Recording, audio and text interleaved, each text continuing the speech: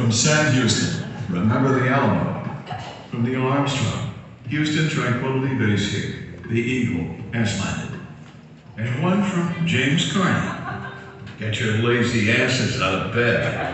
Moby began his radio career while still in high school, working at WCSB in Crossville, Tennessee, for the pricely sum of $1.60 an hour.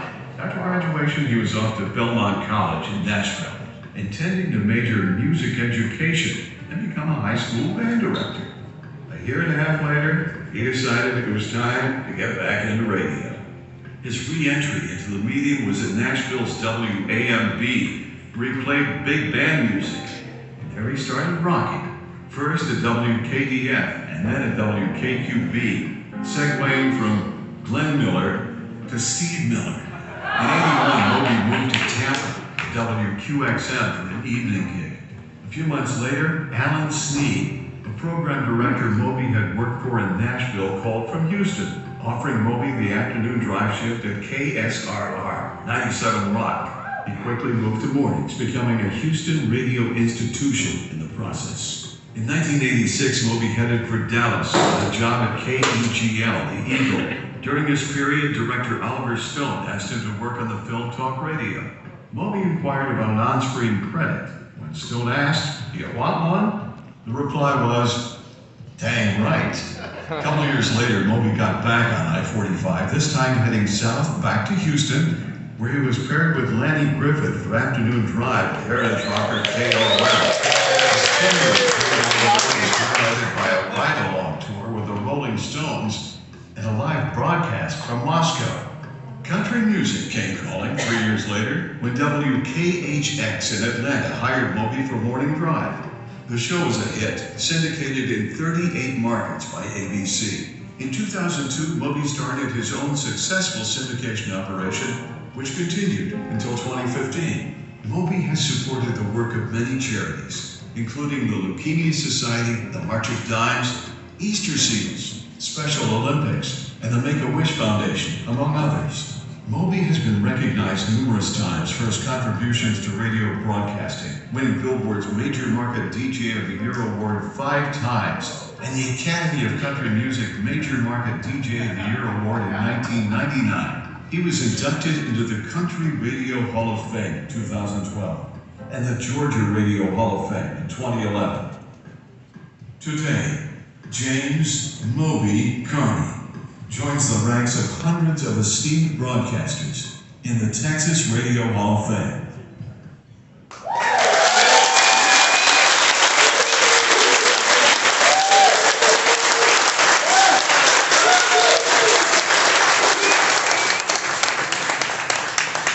I'm really glad somebody before me got emotional because I will never. Thank you all so very much for that warm welcome. Old friends, I said, faces that haven't seen in years, many names and faces I've seen for years. And damn, I forgot your name. Is that okay? But thank you for the warm welcome. There are more thank yous than I could ever share in this venue, but if I don't do it now, when? Pat Fant is somebody that I know. Anybody here's been fired by Pat? Other than that?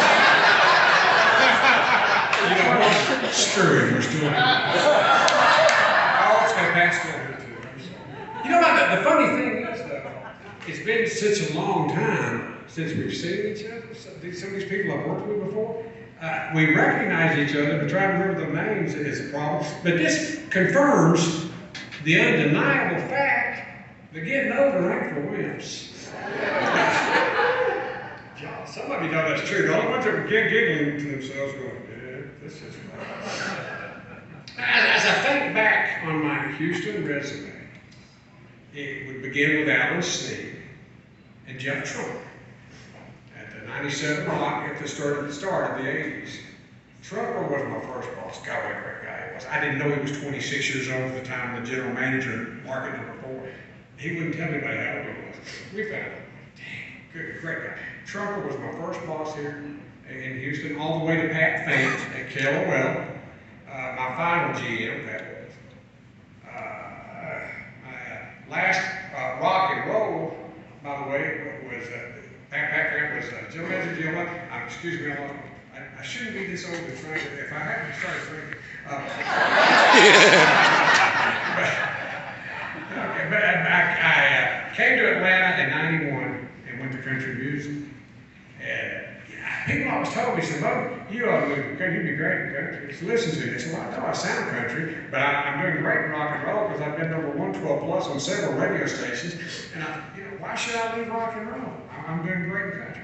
Okay, but yeah, I'm doing great in rock and roll. But then I got the opportunity to go to country music. Okay. Well, I can't let this event pass without acknowledging, and this is important, the most beautiful woman that I would not have survived without. My favorite wife yet. And very patient. Oh, God. Very patient and almost perfect. Sweet Mary Beth.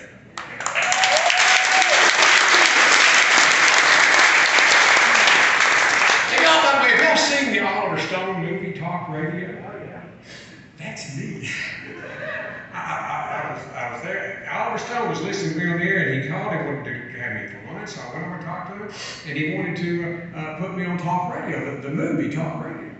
And I said, I'd asked him, I said, "Well, do I get a credit at the end?" He said, "You want one?" Well, hell yeah, I want one. Big letters, come on. Newscaster, announcer, Moby. Read the damn movie. Mine's the first voice you hear on that too, by the way. Go ahead. Hey, boy. I'm trying to keep up. I should never have written any of this in hand. But there's so many stories that I could share. Oh, the Moby battering ram. Oh, shit. Ask the Houston police about that. Some of the old officers will remember the Houston Police Department. It was a Moby bumper sticker on the front of the tool that the police would use to knock down doors with. So somebody would be sitting there smoking a joint on their couch and the door would explode and here come a Moby sticker out of it. You gotta admit, that's kind of cool. I think they're probably out of prison, but I've never heard from them. No, the Oliver Stone movie Talk Radio, we talked about that. Mine's the first voice you hear. So many stories I can share. Catching for Nolan Ryan in the dome. That was a cool thing. I'd be trying to squat and be agile. God, and I throw the ball back to him, and he'd have to run off the mound that way to catch it, and run off the mound that way to catch it. Because I know it's hard to believe looking at me right now, but I'm not extremely athletic. It ain't that damn funny, it's true. Catching for Nolan Ryan. Anybody here other than me call for Nolan Ryan? Hands? I knew. But and going to Germany with Jim Kelly from the Houston Gamblers at the time, and then Buffalo Bills. Yeah. Fine. That's a job myself. But Jim Kelly went to Germany with us, which was an outlaw place. I'm sorry, I've done that 2 or 3 times, and then they know it. But listen, when I'm talking about my Houston days, the thing that comes to mind, and I'll never forget it. Some of you might remember it with the Houston history. The night we killed Glenn Campbell. It's funny now. Some lawyers thought it was funny then. But anyhow, I was riding around at night, 2 o'clock in the morning. My buddy Bill Moffitt. Anybody here remember Moffitt? Moffitt. God. Lost a picture. And Michael Stevens. And we were riding around one night and we decided we'd kill Glenn Campbell. And you do it on the cell phone with an overnight girl that's working on the weekends, and she don't know her ass by holding the ground, and she ain't gonna check, so you call on the phone and go, "Yeah, how old was Glenn Campbell in?" I think the statute of limitations has run up on this now. I'm not gonna get. I don't know if she's still in radio. And then how old was Glenn Campbell in? She said, "Was." I said, "Oh yeah, you haven't heard? We were just watching MTV." And this was a harmless joke. Now, we meant no harm to anybody, but it was a harmless joke. But the weekend overnight job we was listening to, and I'm not going to mention her name right now because she is litigious. She was sitting my ass again in a heartbeat. Trust me, neither does Mary Beth, do you? But anyhow, we called her on this Houston station, and she answered on the first and second ring because it's 2 o'clock in the morning. Ain't nobody had called Westline at this Moby station, but anyway, she answered on the first and second ring. I said, "Yeah, I want to find out with you. How was Glenn Campbell anyhow? She said, was. I said, oh yeah, we were watching TV a while ago, and they announced that Glenn Campbell had died. Well, did she check with anybody? No. What she did was at the end of whatever song she was playing, she got on her microphone and she said, we have unconfirmed reports that Glenn Campbell has passed away. And my buddy Bill Moffitt, he hands me his cell phone and says, here you go, Moby, confirm it for us. Glad to, that's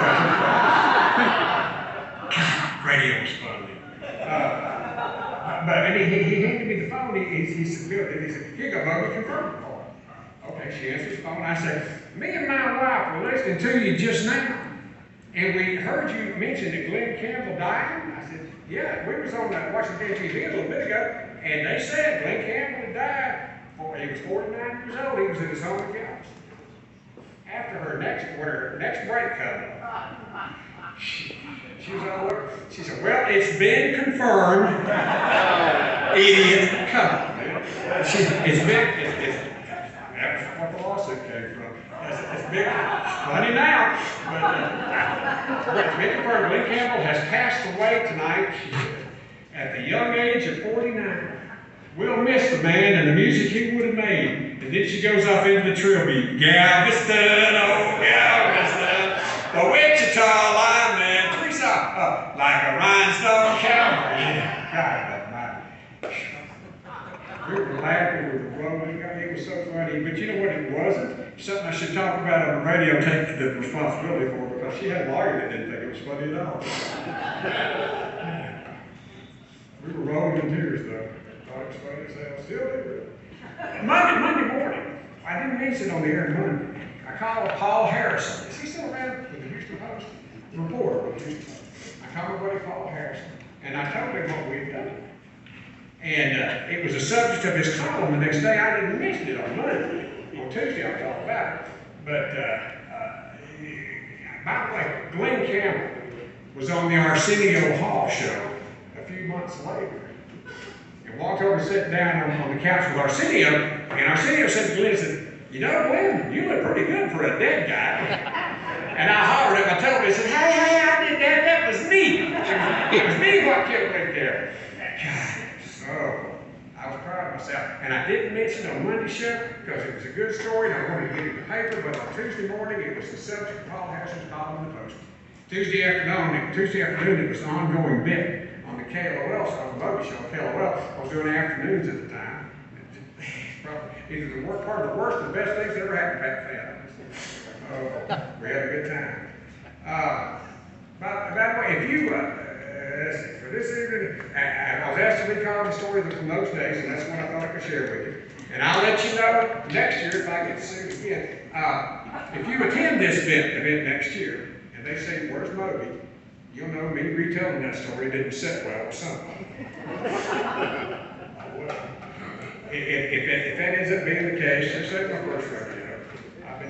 I've been picking on people for a whole lot of years during my career, and I've been thrown out a whole lot of pretty good bars. But I'm sure happy to be with y'all today. Thank you so much for allowing me this time to be in your ear and in your eyes.